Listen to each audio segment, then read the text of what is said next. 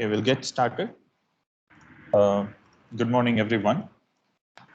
So today we're going to continue our lecture on current mirrors and current sources. So what we saw in last class was that you can use an NMOS or a PMOS device, and we can put it in the saturation region.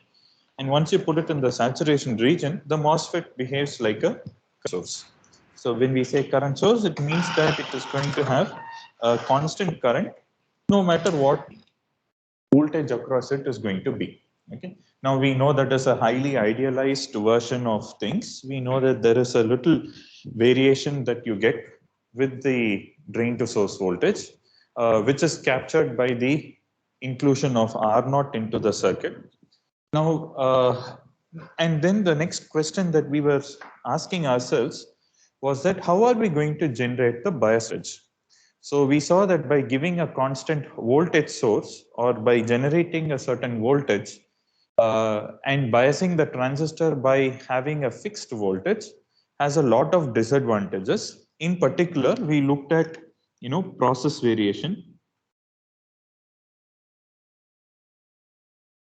So we saw that the threshold voltage in itself is going to be it's a randomly distributed value with the statistical distribution with the mu and a sigma, and therefore your current is also going to have that kind of a distribution. Now, secondly, we also saw that voltage variations.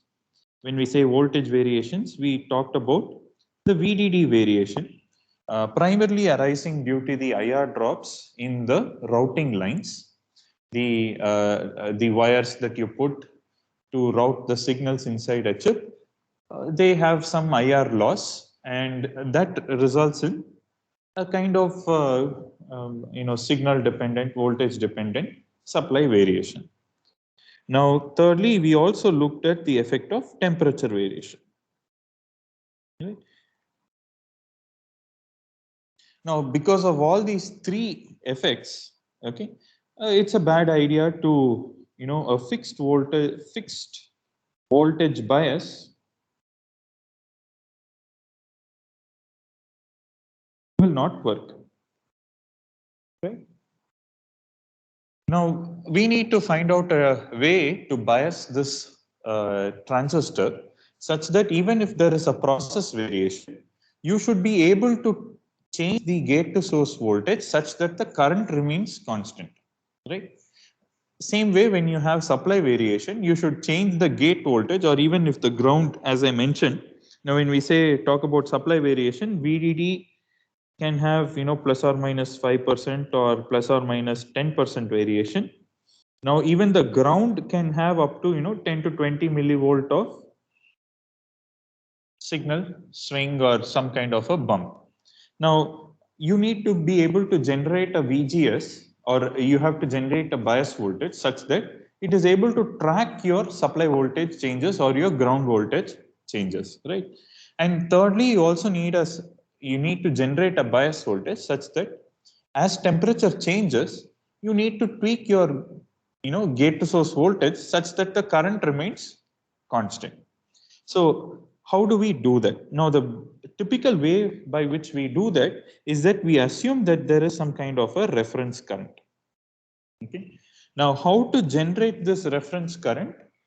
We will see towards the end of this course. We have circuits called as band gap references and other reference generation circuits, where you generate a current which is fixed across temperature, fixed across process, and things like that. Okay.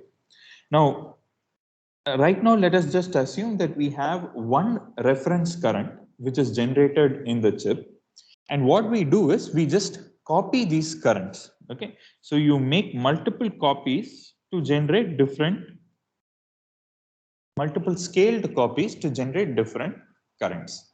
So as I mentioned, now when you have a transistor, you basically need some kind of a circuit which can take this reference current and then generate the bias, right?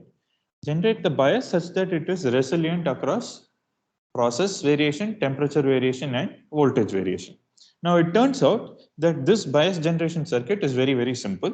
All you do is you take this reference current which is coming in, and you pump it into a circuit which is diode connected. Okay. Now this is an interesting term which is called as, this transistor is what is called as diode connected transistor. Okay. Now, why is it called as diode connected transistor? So basically it comes from the legacy of BJT transistors, where when you take a NPN transistor, let's say for example, this is an NPN transistor, and then you connect the collector and the base together, what essentially happens is this is nothing but a PN junction diode, because the collector, so this is a N, this is a P, and this is an N. This is how the device is made up of. When you short the collector and the base, what you are left with is that you just get a diode, right? Now, the same terminology has carried over to MOSFETs because historically, BJTs were first widely used and then you came to MOSFET technology. Although MOSFETs were invented even before BJTs were invented, but because of other limitations like manufacturing capabilities and things like that, BJTs were really popular for a few decades before MOSFETs started to take over, right? So the name has kind of stuck here. So unlike a BJT, there is no diode here which is getting formed. All right. Although we have some reverse bias diodes between the drain source regions and the bulk region, that's a different story. But then what we are doing is, similarly here we are connecting the drain and the gate together. So any transistor where you short the drain and the gate together is called as a diode connected transistor. Now the same thing can happen even for a PMOS device also. Okay. Now what happens? Let's say this is VDD. Now what happens? Let's say both transistors are, let's call this as M1 and M1 dash.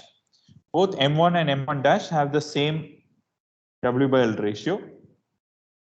Or let's not put dashes, let's just say M1 and M2. So W by L ratio is the same, for example, right now. Okay. So what happens is, as you pump this reference current into this transistor, whose gate and drain are shorted together, now what happens? There is a VGS which is generated. Now what is that VGS that is generated? So we know for M1, the expression is IREF is equal to mu n Cox by 2 W over L VGS minus VTH the whole square, right? This is the square law equation, right? So what is the VGS that you will get? You will get 2 times IREF divided by the WL ratio and then mu n Cox, and then you will have square root plus VTH, right? So this is basically what you would, this is the VGS that it would generate. Now for M2, what happens? For M2, you are using the same VGS. The W by L ratio is the same. So what happens is I2, or let's call it as ID2, is equal to IREF. Now let us go through all the possible thing. Yeah, someone had a question? Sir, VTH will be out of square root. Outside the square root. Oh yeah, sorry. Yeah.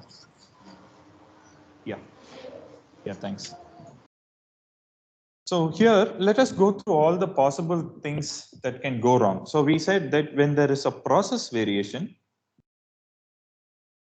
what did we say? For a process variation, the threshold voltage is going to change.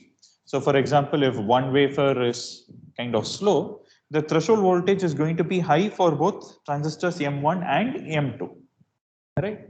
And therefore, the VGS that is generated will scale accordingly.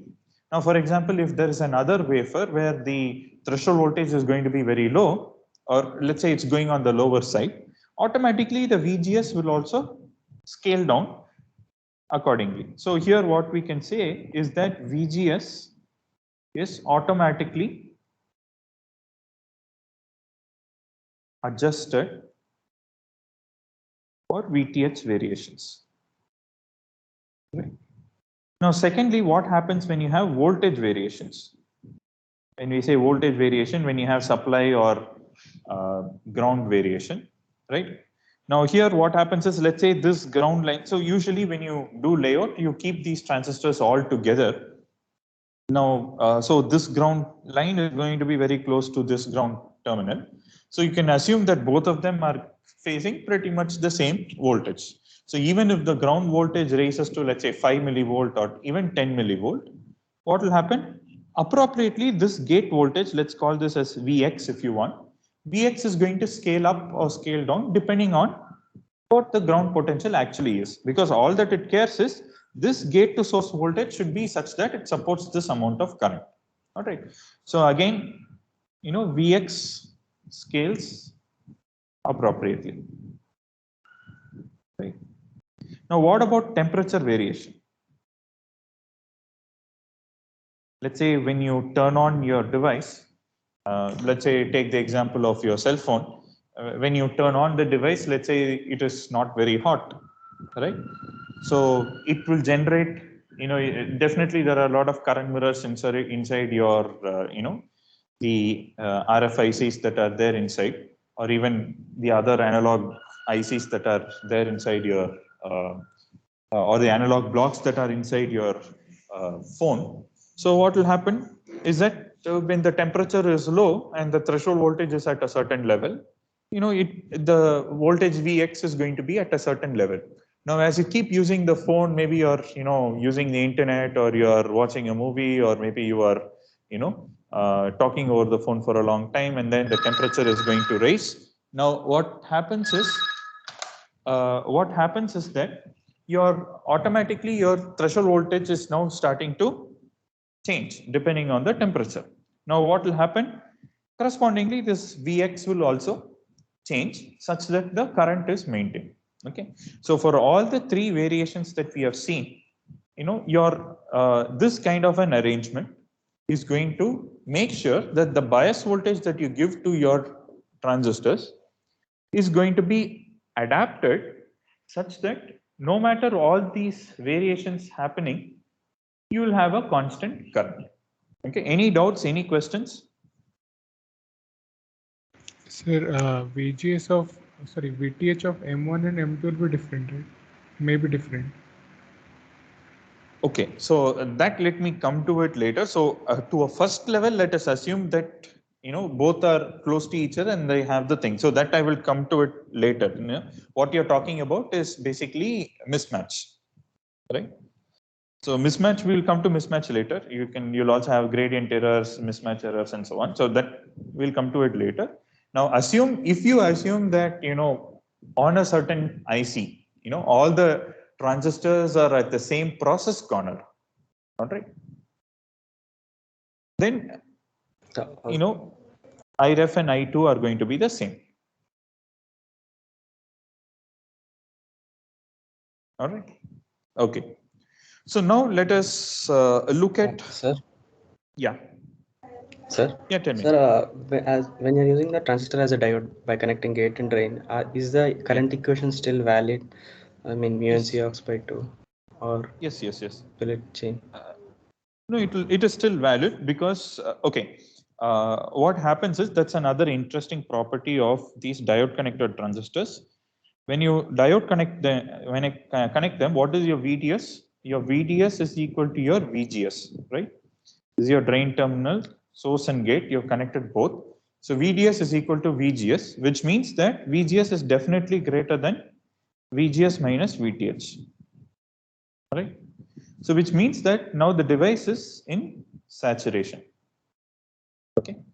So any diode connected device will automatically be always in saturation. Okay, sir. Okay. So this is a very important property which we will be using when we design circuits and so on. Okay. Okay. So now I showed you how you can copy a current. So in fact, what happens is that if you put IREF, you can copy this current any number of times. All right. So you can take this thing. Let's say if you want 2 times IREF, if you want your I out 1 to be 2 times IREF, what will you do?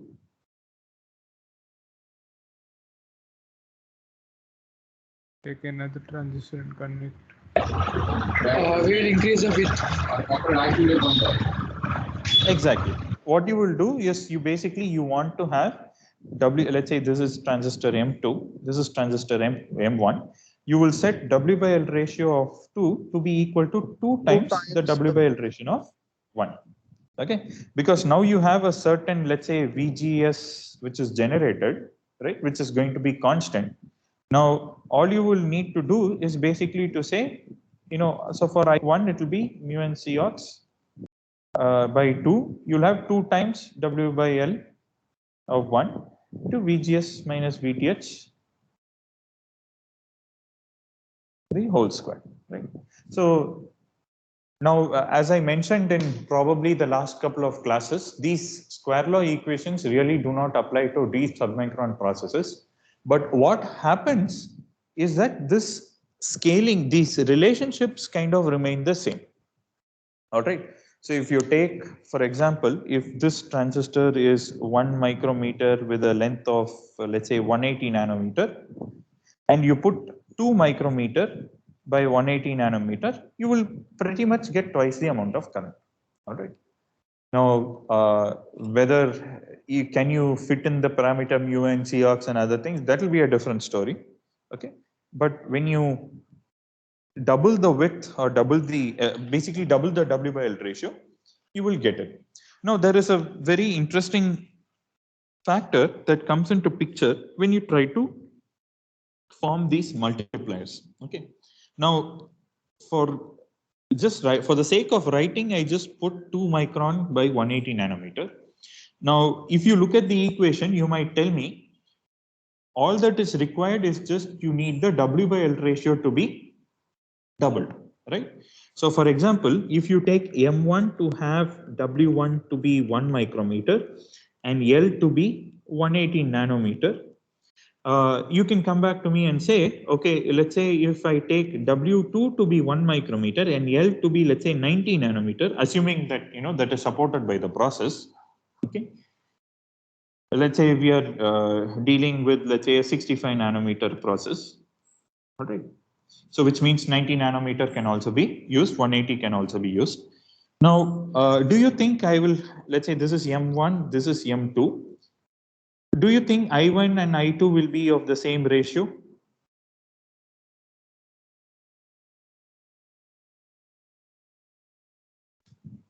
Will this equation be right? I mean, can we get it? Maybe no, sir. Okay, why do you say maybe no? Because as the drain length is decreased, maybe threshold. Yeah, I'm getting multiple answers, maybe one at a time, Sir? please. Yeah. Sir, as L changes, the output resistance will change. So the current won't be the same, not in the Yes. scale. Okay, so output resistance changes. Okay, you're right. What else? Somebody mentioned something about threshold voltage. Yes, sir. Maybe for lower processing things at 90 nanometers, due to smaller drain length, maybe threshold voltage can be lower. Yes, you're right. So threshold. So what happens is for deep submicron processes like 180, 90, and 65 and so on, the threshold voltage has some little bit of dependence on even the channel length. Okay. Okay. So threshold voltage will also change a little bit. Of course, we will not go into the device physics of it and so on. I think it's a little complicated relationship that will exist. Okay, but for us as circuit engineers, it is sufficient for us to know that when you change the channel length in the same process, the threshold voltage will change a little bit. Okay, so that is true. That happens. Output resistance changes. And also there is one more thing, one more effect. When you look at, a MOSFET, while drawing it on a piece of paper, you will say, okay, exactly my, source and drain diffusions are going to be like this.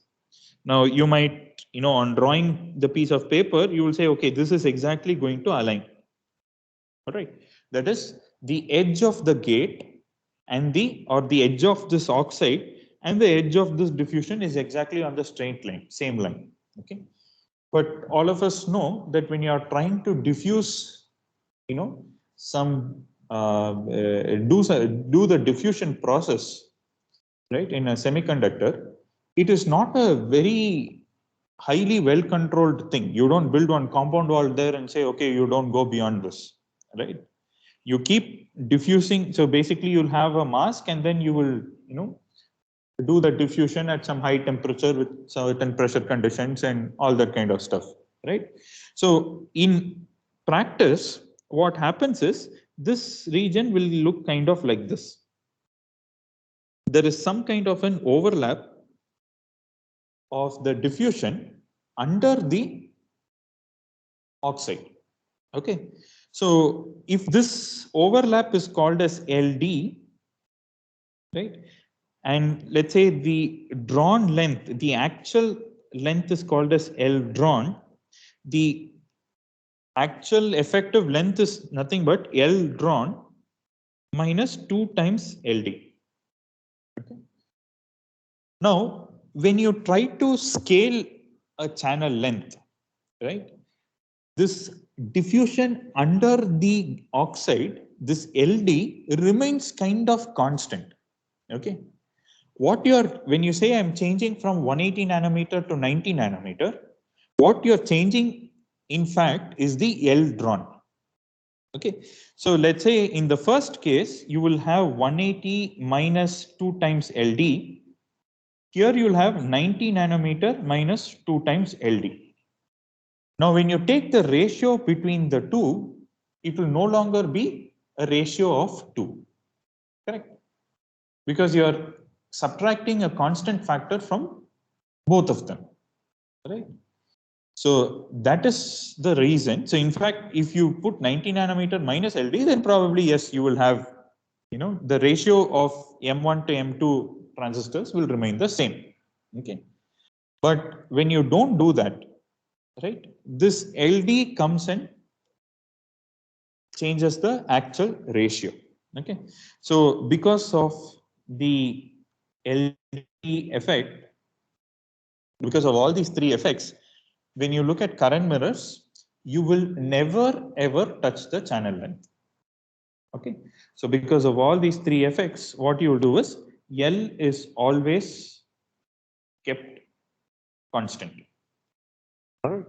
You will never ever touch the channel length. Okay. So if your initial mirror current is, if your initial current mirror, or the mirroring transistor or the diode connector transistor, if that is going to have a certain channel length, all you will do is to touch only the width and not the channel length. Okay. So that is a very fundamental that you must keep in mind as an analog engineer. If you are going to work on these types of circuits, never change the channel length. Okay. All right. Now, having said that, so what we have done is L is kept constant. Okay. Now, width alone has to be changed now. Now, how do you change width? Now, again, in these deep submicron processes, there is what is called as the corner effects when you when you fabricate the gate. Okay. So because of that, the best way to scale your currents is to use multipliers. Now, you might remember when I showed you the layout of transistors, I said, I do finger transistors and also I had a multiplier, which means you just have copies of the same transistor so many multiple times.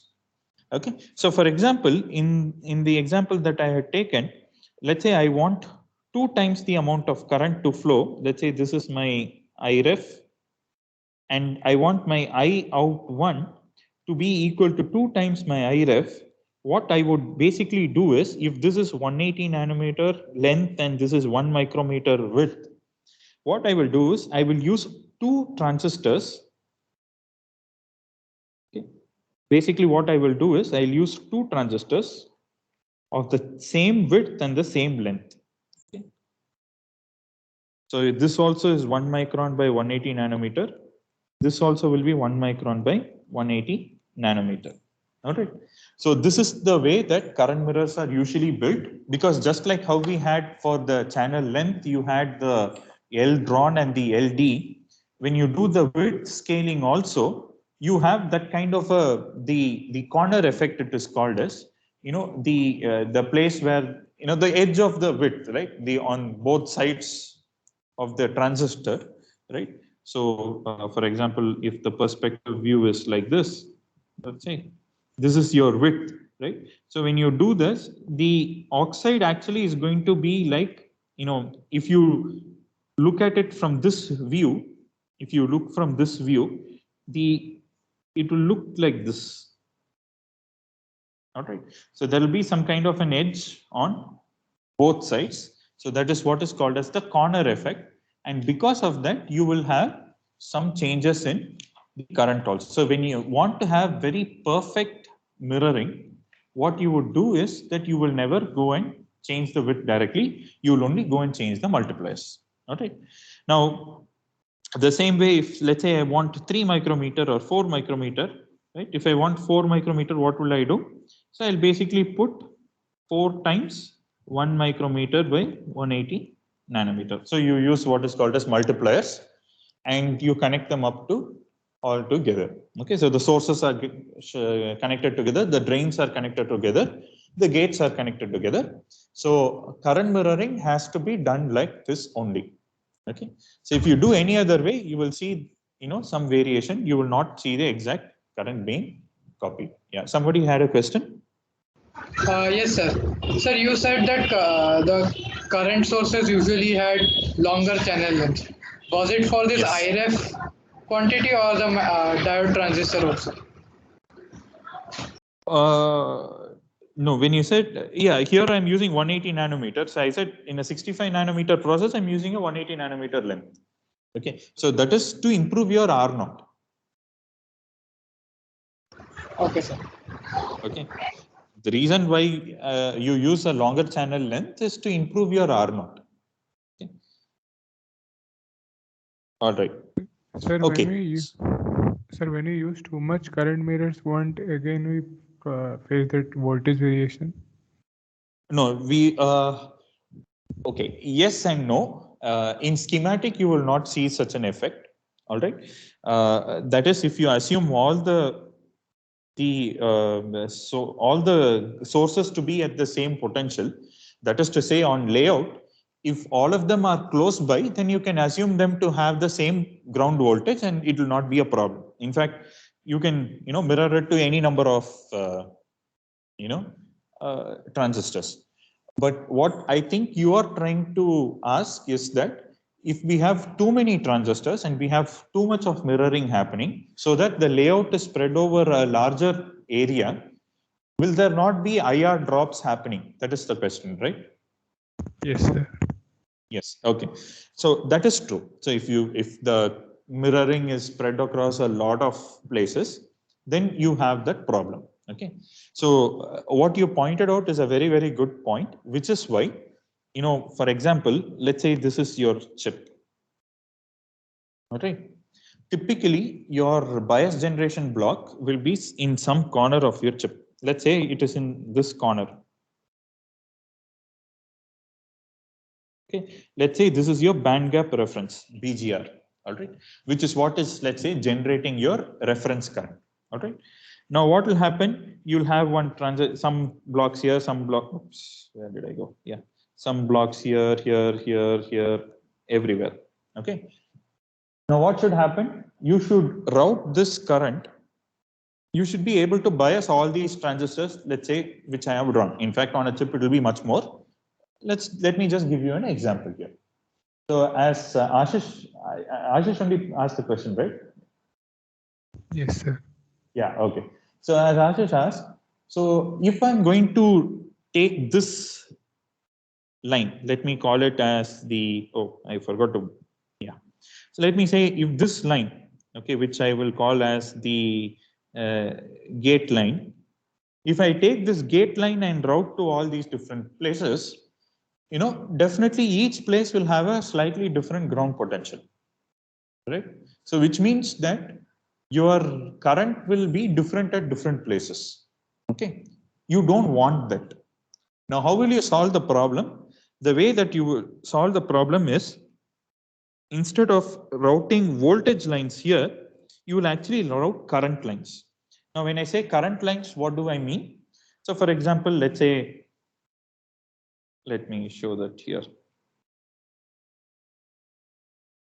Let's say you have your IREF being generated, right? You can kind of copy things like this. Like, let's say you take it here, and again, what I'm putting is, I'm putting a PMOS current mirror here. Okay. Now, in what can happen is this particular line. Okay. Let me call it line 1. Now, this line 1 will go here. So what will happen is this current line will be routed. So especially when you traverse long distances on a chip, okay, again, when you say long distance on a chip, it is in the order of several tens of micrometers or several hundreds of micrometers. When you traverse such a distance, you do not send a voltage, you will send currents. Okay, so what you'll do is you'll connect this, the drain of this PMOS to this particular place, and then you'll have, let's say, one more transistor that might go and connect it here, and then locally you will go and replicate the currents. Now what will happen is, let's say this line comes here, so here you will put here you'll put a current mirror circuit like this, and you will feed current to whatever is in this locality. Now again, there will be one more current mirror arrangement here, which will take that current and generate the biases for all the other things in that locality. You understood? Okay, sir. And then again, we'll have temperature variation, right? Because we're using PMOS here. That is okay, no? So basically so this whole thing is going to be located, let's say, inside your BGR. No, at the output of your BGR, for example. Okay. So you can always have, current sources or current sinks, right? You can also take, you can pin this out and you can send it also. So that means you are having a current source, which is a sink, current sink. You can have current sinks or current sources. Basically, this will, see, there is, let's say, some I1 current here. What will happen here also, you'll get the same I1 current. You're only sending currents. Okay. So even if there is process variation, temperature variation, this VSG will automatically change to account for the same amount of current. Okay, sir. Okay. So it's a very good question. Yeah. So this is how we do, right? So when you want to route biases to different places, you send them as currents, because even though there is IR drop in all these things, as long as it has enough headroom for this transistor, it's okay, right? So this might take some 380, 400, 450 millivolt maximum. So if that can be supported, then there is no issue. Okay. So this is how we route. All right. So now let's talk about, so there is one more advantage of MOSFETs over BJTs. If you look at the same kind of a structure in BJTs, right, you cannot keep mirroring as much as you want. On this, how do you change this?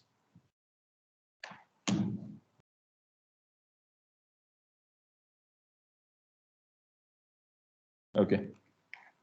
All right. So when you have, a BJT, and you try to do the same kind of thing by, mirroring to different transistors. Now the problem is each transistor is going to take some base current, right? Now because of that, when you put a large number of BJTs together for current mirroring, you will lose the accuracy, because every transistor you add, it's going to take some amount of base current. It's going to steal from the current that is going to come. and you will lose your accuracy. Whereas that problem is not there in MOSFETs because MOSFET does not take any gate current at DC. Got it? Okay. So now let us look at the next effect. Let us look at the problem of output impedance. Okay. Now we saw how we can mirror the current. For the sake of simplicity, let's just say we take IREF and we are mirroring the same amount. So I out is equal to IREF, or rather, instead of writing like this, let me just say this is M1 and M2. This W by L1 is exactly equal to W by L2, or another, and let's also say that W1 equal to W2, L1 equal to L2. Okay. Now, usually when you use current mirrors or current sources, you're not just using the current source in some thin air, right? This current source is supposed to go and bias up some other circuit, or there is some circuit which is going to sit on top of this. Okay. Now, the same way, equivalently, if you want to take a PMOS type thing, I just want to do this so that you are comfortable with PMOS current mirrors also. Right. So let's say this is some IREF which is being sunk. So you can always put this. So this, let's say this is a current source. This is going to feed some circuits here. All right. Now, in fact, as I showed here, you can copy the current from NMOS to PMOS, PMOS to NMOS. You know, you will basically go up and down, up and down, up and down. Any number of times you can do that. That is fine. Okay. So across process, voltage, temperature, all variations, it will automatically take care of, because the currents will get fairly well copied. Okay. Now, a very good example can be like, let's say you have a current mirror. I gave you the circuit of a common source amplifier, right? We said this is V in. This is, let's say, M1, this is M2. This is a common source amplifier, which is, you know, where the load of the common source is a current source, right? Earlier we said that we need a certain bias voltage for it, right? This is our V out. Now, how will you generate? Let me say I'm going to give you a reference current like this. Now, from this reference current, how will I generate the bias voltage for this M2 transistor? So let us, you know, take, for example, my IREF current here is some 10 microamperes. Okay. This is my reference current, which is coming from my, let's say, my band gap reference or somewhere. All right. Now, I have designed this common source amplifier, for example, with the design such that ID2 is equal to some 50 microampere. All right. Now, we will, of course, go into the design of a common source amplifier and so on. But let us assume for this particular circuit, I have designed it such that the current through M1 and M2 is 50 microampere. Okay. So now what should I do? Basically, I need to mirror this 10 microamp current and multiply it such that I get 50 microamp. Now, how will I do that? Right now, I have a current source which is coming in, okay, flowing from supply to ground. So what will I do? So I have to put a NMOS diode connected transistor, right? And then mirror it to another NMOS. Okay. Now what I will do is I will put a PMOS diode connected transistor and bias up my M2. So let us give some names. Let's say this is M3, this is M4, this is M5, right? So let us say, for example, this is going to be, let's take a different number. Let's say I'm going to use 500 nanometer for this current mirror as my channel length. And let's say my L is 2 micrometer. Okay. Now, I am not interested. I don't want to draw a lot of current here. So let me say I'm going to bias this also at 10 microampere. So which means that M4 is also going to be 2 micron by 500 nanometer. Correct. And then let's say I have do my PMOS. Now my PMOS channel length also, I can take it to be the same 500 nanometer. I can, you know, give it maybe 3 micrometer or 4 micrometer if I want to. Okay. That's under my control. Okay. Let's say I'm sticking to 2 micron. That's really not a problem because that is going to set my VSG here. Okay, whatever width to length ratio I'm going to give, that will set a corresponding VSG there. Okay. Now, having done that, what should be the width? How should my M2 look like? How should my M2 look like? My M2 should be basically 5 times 2 micron by 500 nanometer. Okay. So this is the way that you would bias up your common source amplifier. Okay. So now in this common source amplifier for M2, if you look at this Vout node, this Vout node is going to keep changing, right? Especially if you are using an amplifier, right? There is some small signal here, and then this is going to have an amplified version of the signal there. Now, what does that mean for this M2 transistor? This M2 transistor, the drain to source voltage is going to change, right? So if I'm only going to, for example, if I take, so I just gave an example of how, the VSD of my PMOS or equivalently the VDS of my PMOS is going to change because of some circuit that I'm putting on top of it. Now, if I look at my ID-VDS plot, I know that it is going to have a certain slope, and the slope is basically 1 by R0. Okay. Now, the first way by which you can improve the slope is by increasing your channel length, right? By increasing your channel length, you will increase the slope, and that will work fine, of course. But there is an extent to which you can increase your channel length. All right. Now, because what will happen is that, for example, here I have 5 into 10. So effectively, I have a 10 micrometer transistor. Okay. Now, suppose I need a 100 microampere current. I have to put 2 into 10, which will be 20 micrometers. So basically what I'm doing is I'm increasing my area, and not only am I increasing my area, I'm also increasing the parasitic capacitance that is going to sit there, right? So my parasitic capacitance at this node is going to increase because this transistor is going to become really large. Now, how to solve this issue? Okay. Now, for a single transistor, you cannot do anything. So we come up with another topology or another way to improve your output resistance, or rather to make the current more constant, which is by cascoding.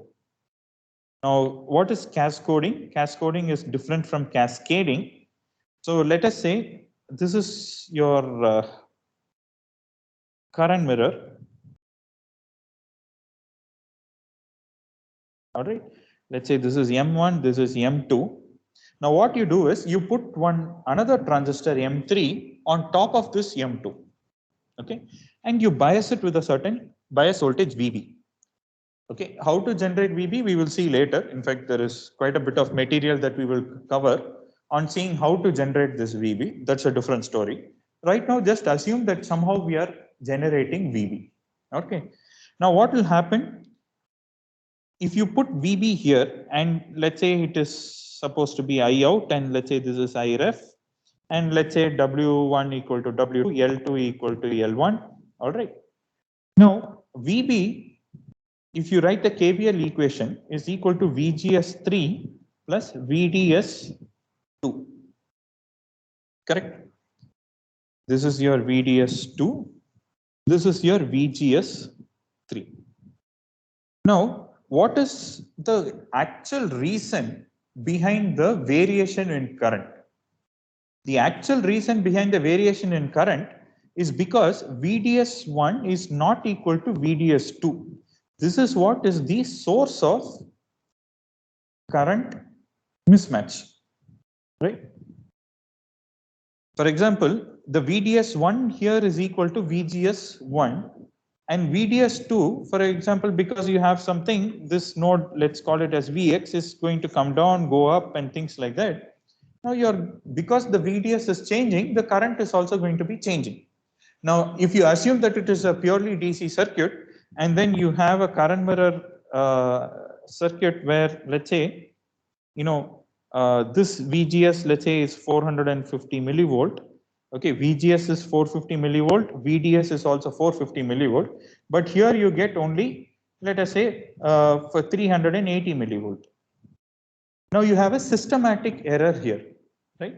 Because of this VDS mismatch, if you look at the current equation, mu n Cox by 2 W over L, VGS minus VTH, the whole square into 1 plus lambda VDS.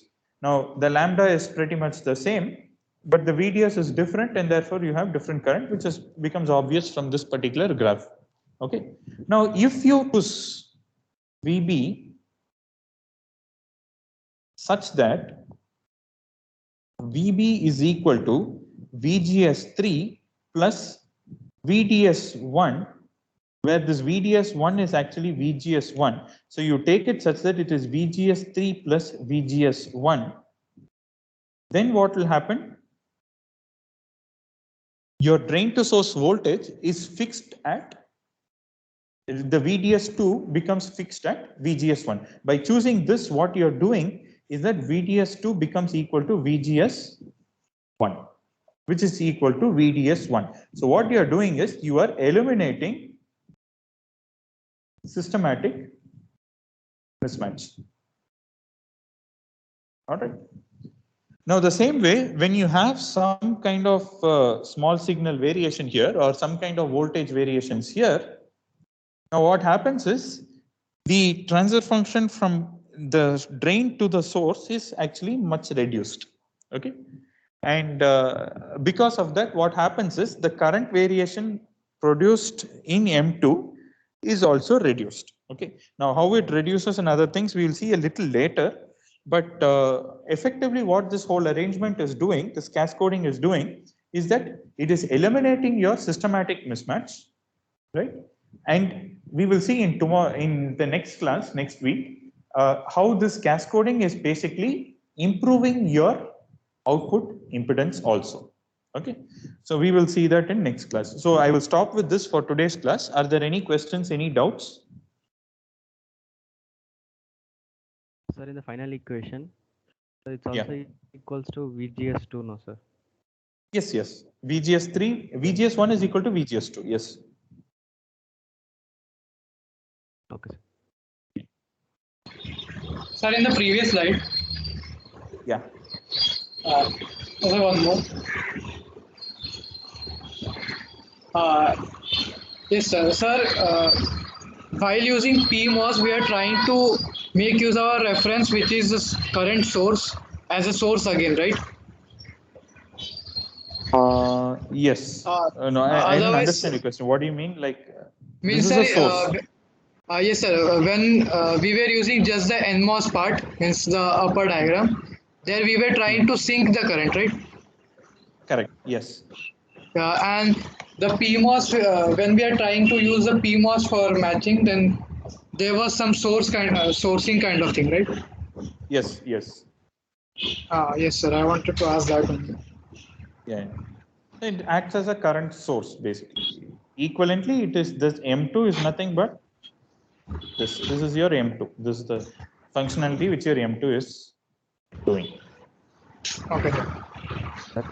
Yeah.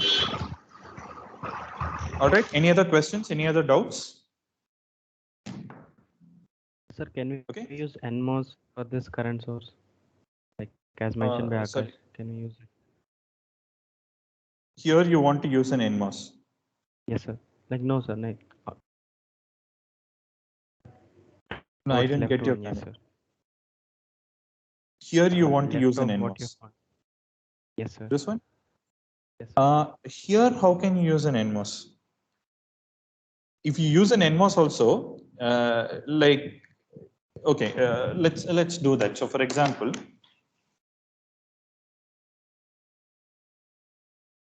let's say you have this is the mirrored current. So what you're saying is you will put something like this, right? But then this you're connecting to supply, no?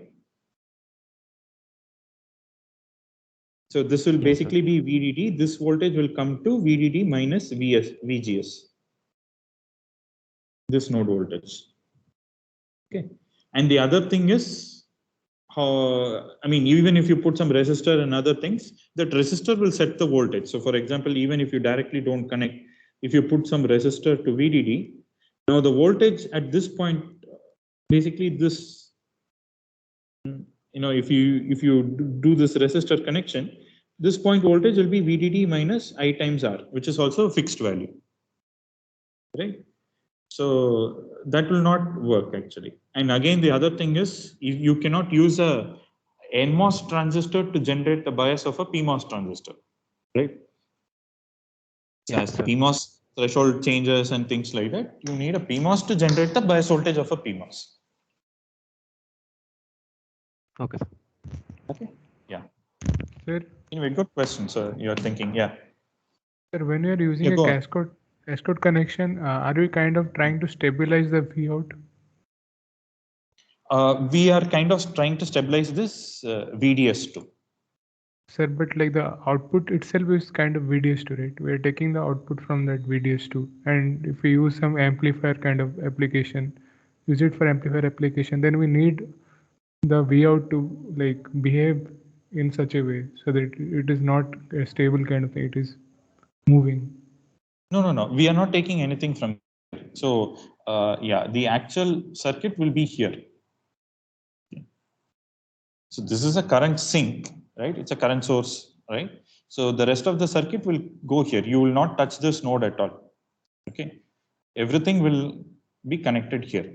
So in the previous diagram, like how I said, like, your transistor, and this is some circuit which is sitting on top of your current source. Okay. Here, what will happen is you have the cascode, and on top of that cascode, your actual circuit will work. So for example, if you take a differential pair, right? If you, and you're biasing it using a current source. This is a very typical example. Okay. So here, let's say you have some load and other things. Now, instead of this current source, what you did was you put a single NMOS transistor earlier. Now, if you are using a cascode current mirror, you will basically put a cascode current mirror here. So this will come from this will be the VB, and this is where your connection will be made. Okay, sir. Okay. Yeah. So this does not act as an amplifier. I mean, this bottom portion is nothing but a current source, nothing else. Okay, sir. Okay. Yeah. Any other questions, doubts? All right. So if not, we'll wind up today's class and we'll meet again in next week. Thank you. Have a nice day. Thank you, sir.